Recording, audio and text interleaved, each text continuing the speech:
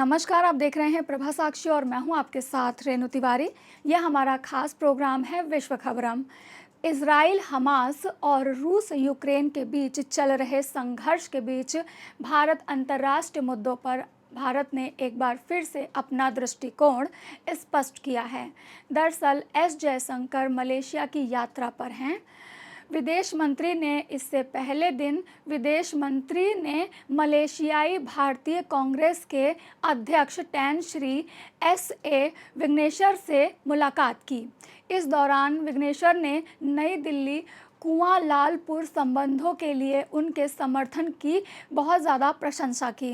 भारतीय विदेश मंत्री एस जयशंकर ने गाज़ा में जारी इजराइल हमास युद्ध पर बोलते हुए कहा कि फिलिस्तीनियों से उनकी मातृभूमि को छीना गया है। मलेशिया दौरे पर गए जयशंकर ने कुआलालंपुर में भारतीय समुदाय को संबोधित करते हुए हमास के 7 अक्टूबर के इजराइल पर हमले को आतंकवादी हमला करार दिया था। उन्होंने आतंकवाद से लड़ने की प्रतिबद्धता जताई है। ये भी कहा है कि फिलिस्तीन के लोगों के साथ जो हुआ वो ठीक नहीं हुआ है। गाज़ा के अलावा रूस यूक्रेन का जिक्र करते हुए जयशंकर ने कहा है कि जंग में किसी की भी जीत नहीं होती है, सिर्फ दोनों ही देशों का नुकसान होता है। इजराइल और हमास के बीच चल रहे युद्ध पर विदेश मंत्री ने अपने बयान में कहा कि एक तरफ 7 अक्टूबर को जो कुछ भी हुआ है आतंकवाद था, तो दूसरी तरफ आप जानते हैं कि निर्दोष नागरिक की मौत को कोई भी बर्दाश्त नहीं करेगा। ये भी तथ्य है कि इस मुद्दे यानी कि इजराइल हमास युद्ध के अधिकार और गलतियां जो भी हैं, इसमें अंतर्निहित मुद्दा फिलिस्तीनियों के अधिकार का है। यह सच है कि फिलिस्तीन के लोगों को उनकी मातृभूमि से वंचित कर दिया गया है। इसके अलावा रूस यूक्रेन संघर्ष पर भी जयशंकर ने अच्छे से बात की है। भारत के पक्ष को लेकर हुए सवाल का जवाब देते हुए जयशंकर ने कहा कि हम ऐसे देश रहे हैं जिसके पास यूक्रेन मुद्दे के विभिन्न पहलुओं पर रूसियों से स्पष्ट रूप से बात करने का अवसर है। आप जानते हैं कि दूसरों ने संदेश भेजने के लिए हमारा उपयोग किया है। यही बात गाज़ा इजराइल संघर्ष में भी लागू होती है। हमने शुरू से ही यह रुख अपनाया है कि आपको युद्ध के मैदान पर इस संघर्ष का समाधान नहीं मिलेगा।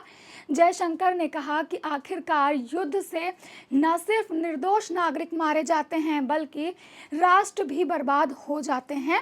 इसलिए हमारी स्थिति यह है कि संघर्ष को खत्म करने के लिए एक नई कोशिश की जानी चाहिए और युद्ध के अलावा अन्य तरीके खोजे जाने चाहिए।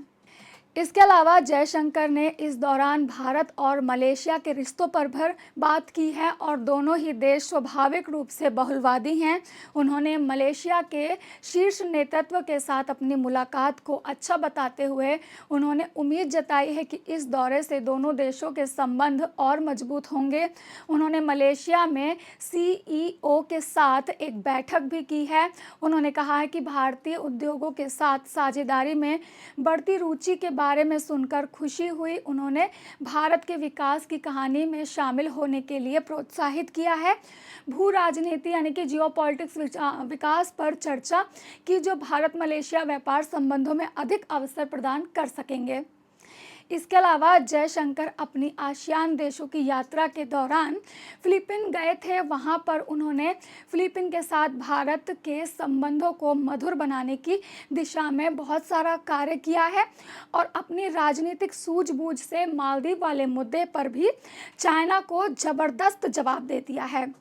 विदेश मंत्री एस जयशंकर ने दक्षिण चीन सागर के मुद्दे पर देश के रुख को सार्वजनिक रूप से रखते हुए मंगलवार को कहा था कि भारत अपनी राष्ट्रीय संप्रभुता को बनाए रखने में फिलीपीन को दृढ़ता से समर्थन करता है। उन्होंने यह टिप्पणी ऐसे समय की है जब फिलीपीन और चीन वर्तमान में संसाधनों से समृद्ध इस क्षेत्र को लेकर सीमा विवाद में उलझे हुए हैं। जयशंकर ने मनीला में फिलीपीन के विदेश मंत्री एनरिक मनालो के साथ संयुक्त संवाददाता सम्मेलन में यह टिप्पणी की। जयशंकर ने संभवतः पहली बार दक्षिण चीन सागर मुद्दे पर भारत के रुख का संकेत देते हुए कहा कि मैं इस अवसर पर फिलीपींस के राष्ट्र संप्रभुता को बनाए रखने के लिए भारत के समर्थन को मजबूती से दोहराता हूं। तो इस तरह से मलेशिया और फिलीपींस की अपनी यात्रा के दौरान जयशंकर ने चाइना को करारा जवाब दिया है। साथ ही जिस तरह से भारत के पड़ोसी मालदीव में उसने इस तरह से इंटरफेयर किया है और भारत और मालदीव के जो संबंध थे वो बहुत ज़्यादा खराब हो गए हैं। इसी वजह से चीन को दक्षिण चीन सागर की स्थिति में फिलीपींस को सपोर्ट करते हुए और जियोपॉलिटिक्स को ध्यान में रखते हुए एस जयशंकर ने चाइना को करारा जवाब दिया है। ऐसे ही लेटेस्ट अपडेट के लिए देश दुनिया की तमाम खबरों के लिए आप बने रहें प्रभा साक्षी के साथ। नमस्कार। We're not only important maritime nations. I think, as the Secretary pointed out, we are at two ends, in a manner of speaking, of the Indo-Pacific. Not exactly ends, but let's say Philippines is in the middle. We are at one end. It's also a fact that we are two nations who make a very exceptional commitment to global shipping. So every country has an interest in maritime security, in maritime safety.